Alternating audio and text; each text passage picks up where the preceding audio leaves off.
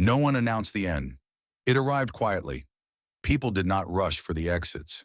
They stayed in their seats, as if standing too quickly might break whatever had formed in the room. Folding chairs creaked.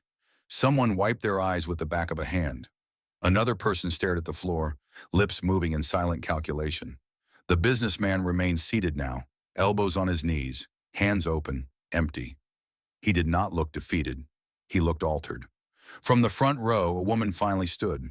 Middle-aged, plain coat, careful voice. "I don't believe what you believe," she said to Dr. King, "but I've never heard anyone speak about faith without asking something of me first." King nodded. "Faith that asks nothing," he said, "offers nothing." A young black man near the wall spoke next. "I grew up in church," he said, "left because it felt like survival, not truth. Tonight, it felt like courage." King met his eyes. "Then keep the courage," he said, "even if you never return to the building." There was no applause, only breathing. The businessman stood one last time. "I don't retract what I said," he began. A few people stiffened. "I still don't know if God exists." He looked at King. "But I retract the way I said it," he continued. "And the reason I said it," he swallowed. "I used disbelief to feel superior, to stay unexamined. That ends tonight." He extended his hand. Not theatrically, not for forgiveness, simply as an acknowledgement. King took it. The gesture was brief, human, enough. When the doors finally opened, the night air rushed in, cool and ordinary, as if nothing extraordinary had happened. People stepped out into Birmingham streets that looked the same as they always had. But something had shifted. No one left converted, no one left victorious, no one left untouched. Years later, those who were there would argue about the theology, about who was right, about whether God had been defended or redefined. But they would all agree on one thing. That night was not about proving God was real. It was about exposing the lie that nothing higher than ego exists.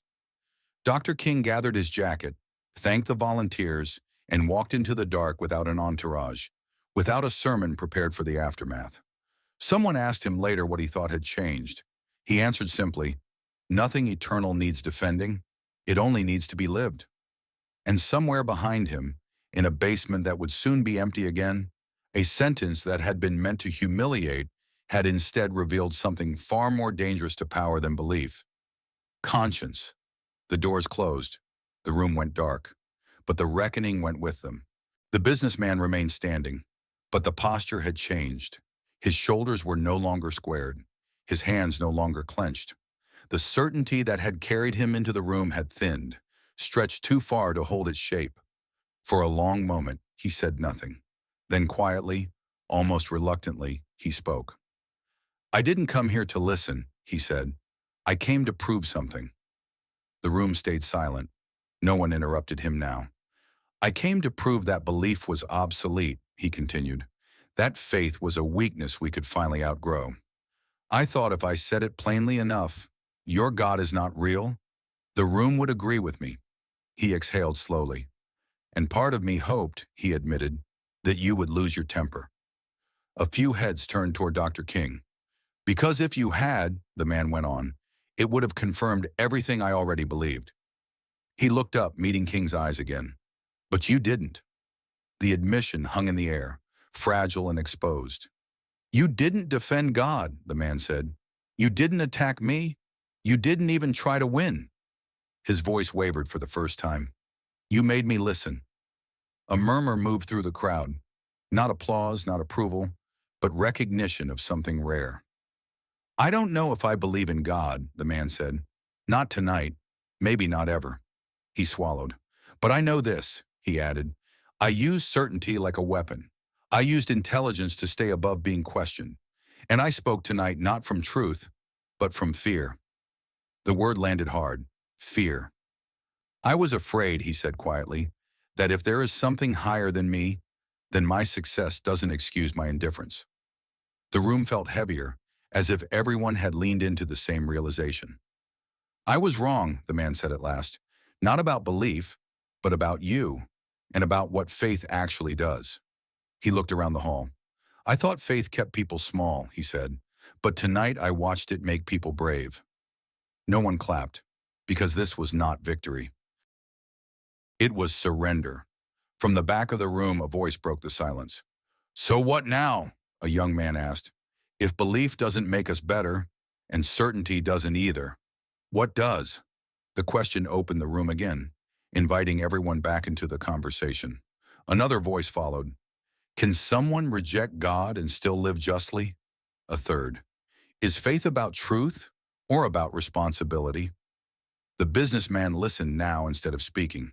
He sat down slowly, as if the act itself carried weight. Dr. King stepped forward, not to reclaim the stage, but to stand among them. "You see," he said gently, "this is what change sounds like." He looked around the room, meeting eyes one by one. "Not agreement," King continued, "not conversion, but honesty." The room breathed again. The argument had ended, not because one side won, but because something more important had happened. Walls had come down, and everyone understood that the night was moving toward its final question. Not about God's existence, but about what they would do with the truth they had just heard. Dr. King did not raise his voice. He did not pound the podium. He did not perform. He simply stood there, shoulders squared, eyes steady, as if the room itself had become a sanctuary and silence its only law. "You asked whether my God is real," he said. "So now I will answer you." He paused, not for drama, but for weight. "My God is not an idea you can dismiss," King continued. "He is not a theory that collapses under scrutiny. He is not a comfort invented by the weak." The room leaned forward as one body. "My God," King said, "is the voice that interrupts comfort, the presence that refuses to leave injustice alone." He turned slightly, addressing not just the businessman, but every face in the hall. "The prophet Amos said, 'Let justice roll down like waters, and righteousness like a mighty stream.' Not someday, not when it's convenient. Now." A murmur moved through the crowd. "Micah asked a simpler question," King continued. "What does the Lord require of you but to do justice, to love mercy, and to walk humbly?" He let the words breathe. "Notice," our King said, "that God does not ask for belief before justice. He asks for justice as belief." The businessman stood motionless.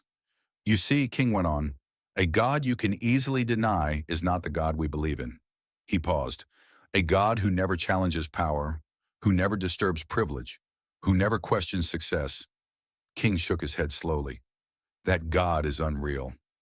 The sentence landed like thunder, not loud but undeniable. "My God," King said, voice firm now, "stands with the bruised and the broken. He stands in jail cells and on picket lines. He stands wherever dignity is denied and courage is required." A woman began to cry quietly. Someone else bowed their head. "Jesus said," King continued, "whatever you did to the least of these, you did to me." Not to the deserving, not to the powerful, to the least. King turned back to the businessman. "You say God is absent because suffering exists," he said. "But I tell you, God is present in every man who refuses to accept that suffering as normal." The air felt electric. "Faith," King said, "is not waiting for heaven. Faith is dragging heaven into places that look like hell." The words rippled outward. "And if you ask me whether my God is real," King said, voice steady, unwavering, "I will answer you plainly." He paused one last time. "My God is real wherever a man chooses justice over comfort, mercy over dominance, and truth over power." Silence followed, not the silence of tension, but of recognition. The businessman's shoulders sagged slightly, as if something heavy had finally been set down. King finished softly. "And if that God troubles you," he said, "it is not because he is unreal." He looked at the man. "It is because he is asking something of you." No one applauded, no one spoke, because everyone in that room understood the same thing at once. This was no longer a debate, it was a reckoning. The businessman shook his head slowly, as if trying to dislodge the moment itself. "You think I'm afraid," he said, "afraid of accountability, afraid of God." He laughed once, sharp and brittle. "I'm afraid of lies," he continued, "of comforting myths that keep people obedient. If there is no God watching, at least we're honest. At least we know it's on us. A few people murmured in agreement. The idea felt solid, responsible, adult. Dr. King nodded, accepting the premise without surrendering to it. Yes, he said quietly, it is on us. The businessman blinked. That, King continued, is precisely the point. The room leaned forward. If God were merely a spectator, King said, then injustice would be a tragedy. Unfortunate, regrettable, but tolerable. He paused. But if God is a moral demand, King went on, then injustice becomes a violation, not of law, but of conscience. The businessman frowned. You keep hiding behind abstractions. King stepped closer again, his voice still calm, still measured. Let me ask you something concrete, he said. The businessman crossed his arms, bracing. When you said, your God is not real, King asked, what did you hope would happen? The question cut through the room. I hoped, the man said defensively, that people would stop lying to themselves. Did you hope, King pressed gently, that I would be embarrassed? The man hesitated. Did you hope, King continued, that faith would shrink a little tonight? That it would feel smaller, weaker, less dangerous? A woman near the aisle nodded unconsciously. She had felt it too. You didn't just reject God, King said. You challenged him in public. He paused. And I wonder, King said softly, what you were really testing. The businessman's mouth tightened. I was testing whether belief could survive scrutiny, he snapped. No, King replied. You were testing whether you could live in a world where something stands above you. The room went very still. King let the silence do its work. If there is no God, he said, then power answers only to itself, and men like you never have to ask whether they are wrong, only whether they are effective. A ripple of discomfort moved through the crowd. But if God exists, King continued, then even the most successful man must one day ask, was I just? The businessman looked away for the first time that night. That, King said gently, is not an intellectual problem. He paused. It is a moral one. The businessman swallowed. And that, King went on, is why the idea of God unsettles you. Not because he watches, but because he judges. A sharp breath escaped someone near the back. King straightened, his voice steady but heavier now. Not with lightning, he said, not with fire, but with the quiet question every soul must answer eventually. He looked directly at the businessman again. When no one is applauding, King said, when no one is afraid of you, when no one owes you anything, he paused. Who are you then? The question did not demand an answer. It exposed the absence of one. The businessman stood frozen, his certainty finally stripped of its armor. And the room understood, all at once, that the night had reached the edge of something irreversible. The speech was coming, and nothing would be the same after it. The businessman's jaw tightened. The room had slipped out of his control, and he felt it. Attention had shifted away from his certainty and towards something he could not manage. Vulnerability. He straightened, as if posture alone could restore authority. So now you redefine God to suit your argument, he said sharply. You discard the parts you don't like and keep what comforts you. That's convenient. A few people nodded, grateful for something familiar again. Dr. King did not answer immediately. He studied the man's face, not as an opponent, but as a human being trying desperately not to be seen. Convenience, King said at last, is rarely where truth lives. The businessman exhaled through his nose. You talk about injustice as if faith created morality, he said. It didn't. Men did. Laws did. Progress did. Religion only slowed it down.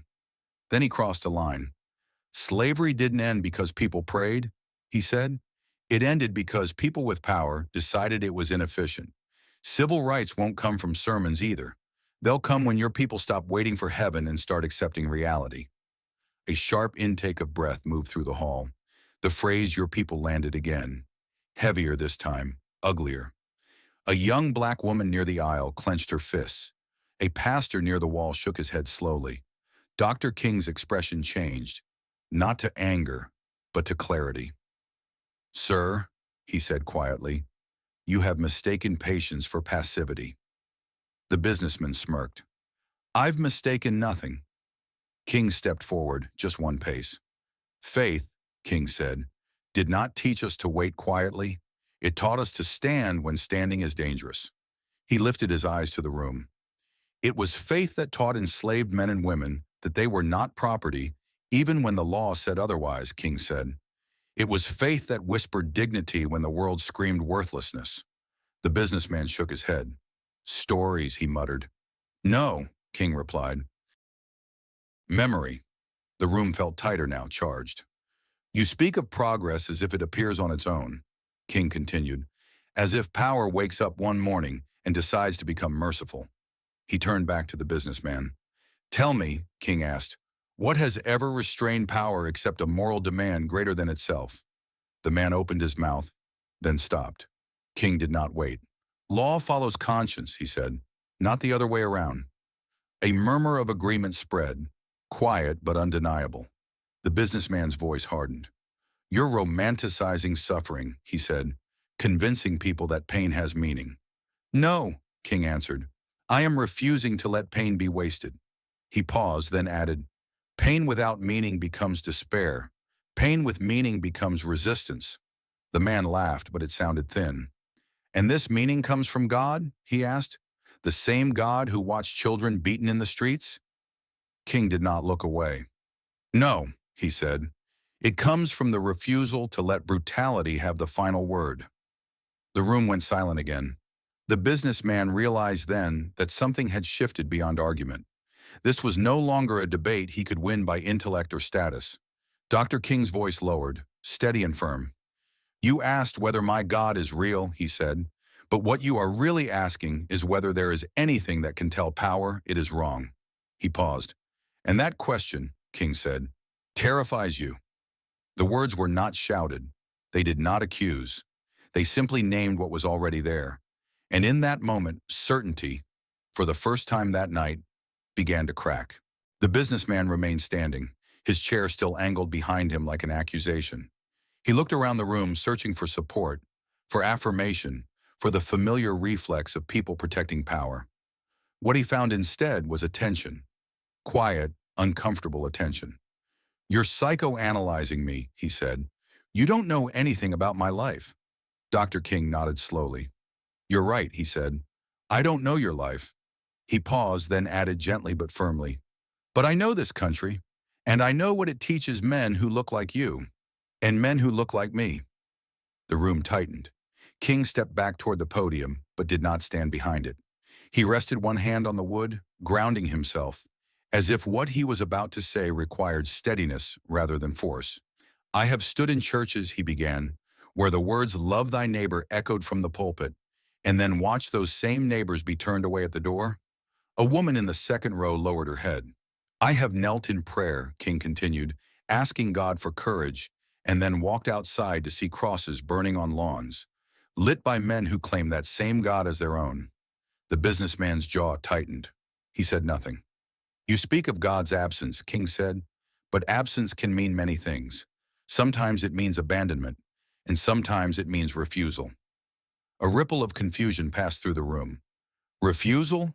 The man asked sharply. Yes, King answered. Refusal to endorse injustice. Refusal to bless cruelty. Refusal to be used as a decoration for power. He lifted his eyes, scanning the faces around him. When a child is beaten in the street, King said, and we ask, where was God? Perhaps the better question is, where were we? The words settled heavily, not as condemnation, but as weight. King turned back to the businessman. You learned that faith failed you, he said. But tell me, did it fail you first, or did the people who claimed it fail you? The man shifted his stance. For the first time, the anger in his face cracked, revealing something beneath it. Not guilt, but memory. My father was a preacher, the man said suddenly. The admission slipped out before he could stop it. He preached every Sunday about mercy, and then he came home and ruled our house like a courtroom. The room stilled. He told us God demanded obedience, the man continued, voice tight. No questions, no weakness, just order. Dr. King did not interrupt. He listened. I learned early, the man said, that belief was just another way to control people. King nodded once. That, he said softly, would make anyone angry at God. Silence stretched again, but it was no longer hostile. It was exposed. You rejected God, King continued, not because he was absent, but because the version of him you were given was cruel. The businessman swallowed. That's not theology, he muttered. That's psychology. Pain doesn't care what you call it, King replied. A murmur moved through the crowd. Not approval, not dissent, recognition. King straightened, his voice steady but heavier now. And here is where this conversation turns, he said, because the God you rejected, the one who demanded obedience without compassion, I reject him too. The businessman looked up sharply. I do not believe in a God who stands comfortably beside injustice, King said. I believe in a God who stands against it. The room leaned forward. The argument had shifted again, away from intellect, away from dominance, and towards something far more dangerous. Truth. And King was no longer speaking only to the man who had challenged him. He was speaking to everyone who had ever mistaken cruelty for clarity, and the night was not yet finished. The businessman opened his mouth, then closed it again. The room felt different now. Not hostile, not warm, but alert, like an animal that had sensed a shift in the ground beneath its feet.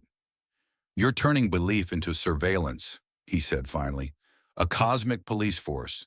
That's not morality, that's fear.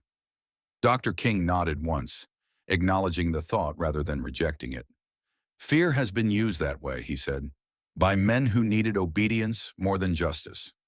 He took a step back, widening the space between them, as if to show he was not advancing, not cornering.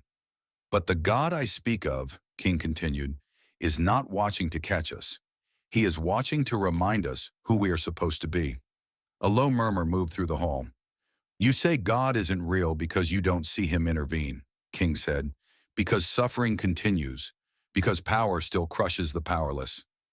The businessman folded his arms. Exactly. King's voice softened. Then let me ask you something simpler, he said. If God stood in this room right now and spoke, if he condemned injustice, if he demanded humility, would you recognize his voice? The question landed uncomfortably close. You assume I'd care, the man replied. King did not flinch. No, he said. I assume you already do. A few people shifted in their seats. Someone near the back inhaled sharply. You care enough to argue, King went on. Care enough to challenge? Care enough to declare disbelief publicly? Indifference doesn't interrupt conversations? The businessman frowned. This was not the ground he had prepared for.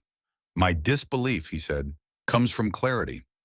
Sometimes, King replied, clarity is just certainty that hasn't been tested by empathy. The word empathy hung there, fragile and exposed. King turned slightly, addressing the room again. There is a God that comforts the comfortable, he said, and there is a God that disturbs them. A few quiet nods appeared, almost involuntary. The first is easy to dismiss, King continued, because he asks nothing. The second is dangerous, because he demands everything. The businessman shook his head. You're describing conscience, not divinity. King smiled faintly. Tell me, he said, where do you think conscience comes from? The man started to answer, stopped, restarted, stopped again. In the pause, something subtle happened. The room leaned forward, not toward King alone, but toward the possibility that this conversation was no longer about winning. Your statement, King said gently, was not, God is not real. He paused. It was, I refuse to be accountable to anything higher than myself. The words did not accuse. They revealed. A woman covered her mouth. A young man near the wall closed his eyes briefly, as if bracing. The businessman stood abruptly, chair scraping loudly against the concrete floor. That's an insult, he said, and you know it. No, King answered quietly. It's a fear, and it's one many powerful men share. The tension was no longer abstract. It was personal now. King folded his hands in front of him. You asked whether my God is real, he said. I promise you, before this night ends, I will answer. He held the man's gaze. But first we must speak honestly about why the idea of God troubles you so deeply. The room went still again. The argument had crossed a line, and neither of them could step back now. The silence no longer belonged to anyone. It spread through the basement, pressing against the walls, forcing every person inside to choose whether they were merely present or quietly aligned. The businessman shifted in his chair. He had expected noise, applause, anger, anything but hesitation. Hesitation gave people time to think, and thinking weakened certainty. You're changing the subject, he said louder now. We're talking about God, not social theory. A few heads nodded. Others stayed still. Dr. King stood calmly before him, hands relaxed, posture open.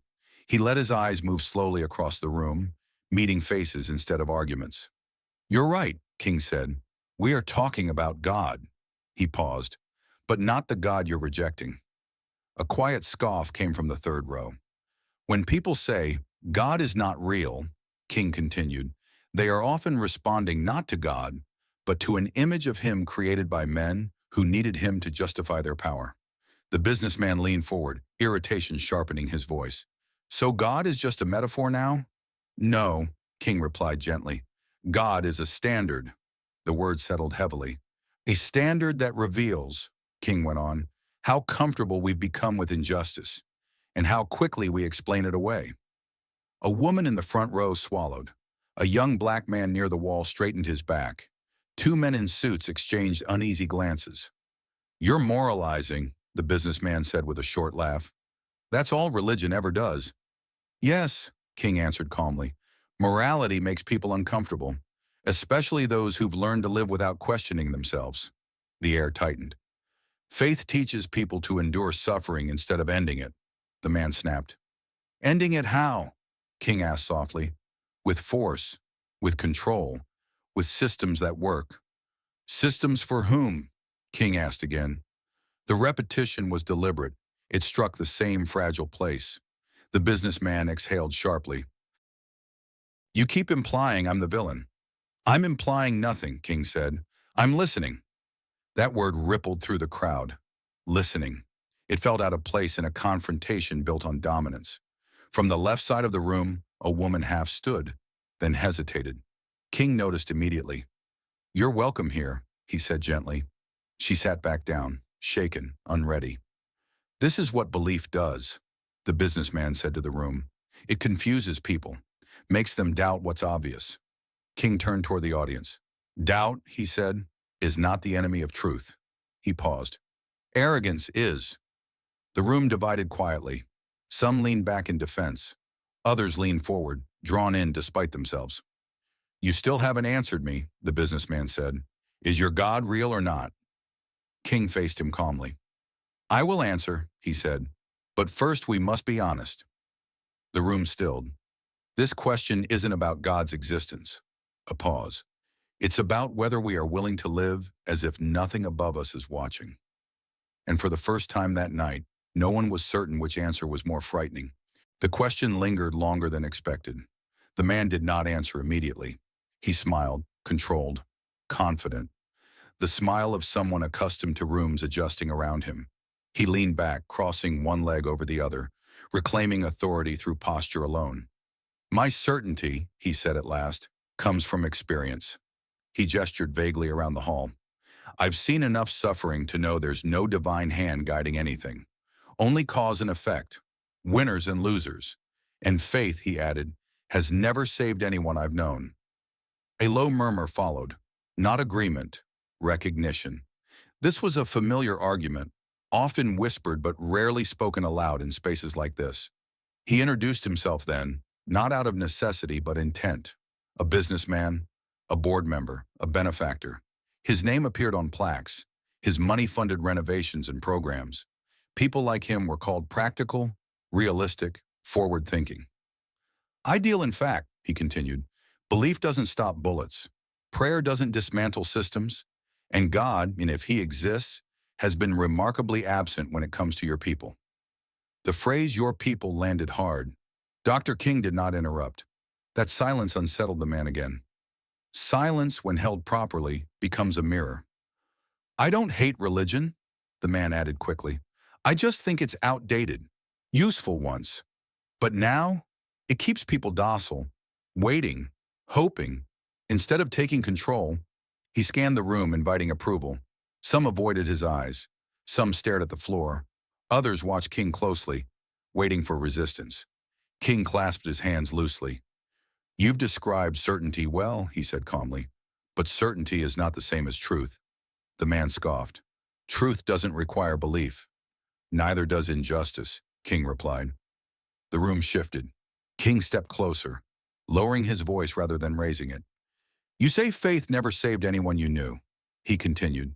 That may be true. But tell me, did your certainty ever save anyone? The question struck quietly but deeply. My certainty built a life, the man snapped. Success, stability, order. For whom? King asked. The word fell softly. The impact did not. The man hesitated. Around him, people noticed the change. For the first time, he was defending instead of declaring. Order, King repeated gently, is often praised by those who benefit from it. A woman nodded without realizing. A young man clenched his jaw. You're avoiding the question, the man said, irritation creeping in. I said your God is not real. No, King answered, meeting his eyes. What I'm giving you is context. He paused, letting the silence thicken. Before we argue about God's absence, King said quietly, we must be honest about whose silence we are really talking about. The room went still. The debate had shifted. And for the first time that night, the man looked uncertain whether he was still winning.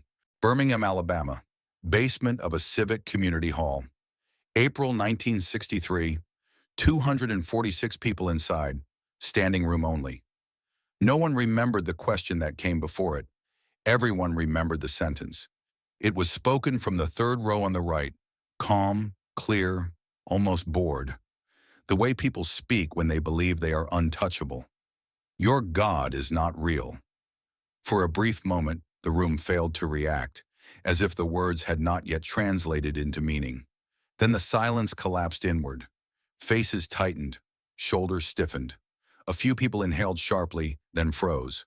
Dr. Martin Luther King Jr. stood behind a plain wooden podium, jacket draped over a chair, tie loosened, sweat darkening the collar of his shirt. He had been speaking about faith as moral courage, not as doctrine. He stopped mid-thought. The man who spoke was white, late 40s, tailored suit, clean hands, confident posture. One of the donors. One of the men whose money protected him from consequences. He hadn't shouted. He hadn't insulted. That was what made it dangerous. His voice carried something colder than anger. Dismissal. Faith is a crutch, the man continued. A story people tell themselves when reality becomes unbearable. And you, Reverend, are too intelligent to still believe in fairy tales. A ripple moved through the hall. Some shifted uncomfortably. Some smiled with forced politeness. A few nodded. Dr. King said nothing. The silence unsettled the man more than resistance would have. He leaned forward, elbows on his knees, now speaking not just to King, but to the room itself. I grew up in church. I read the Bible. I prayed. And then I learned how the world actually works. Power, money, systems, not invisible saviors. A woman clasped her hands together. Two pastors exchanged glances. Someone whispered, "Don't respond." Dr. King finally lifted his eyes. Not in anger, not in offense, in quiet attention. The man mistook it for weakness. Where is your God, he pressed, when your people are beaten in the streets? When churches burn? When children are attacked by dogs? If he exists, he's either powerless or indifferent. The words landed like a verdict. This was no longer about belief. It was about dignity, about who was allowed to hope and who was foolish for doing so. Everyone expected Dr. King to answer like a preacher, to defend God, to quote scripture, to argue theology. He did not. He stepped away from the podium. The scrape of his shoes against the concrete floor sounded louder than it should have. He walked slowly until he stood a few feet from the man. Up close, the contrast sharpened. One man armored with certainty and status, the other with nothing visible at all. Dr. King spoke softly. "Sir," he said, "thank you for saying what many people here think but are too polite to voice." The man blinked. That was not part of the plan. Dr. King continued, calm and deliberate. "But before I answer, let me ask you one thing." The room leaned forward as one. "What made you so certain," Dr. King asked, "that God's silence means his absence?" No one breathed. The challenge had been thrown. The response had not yet begun.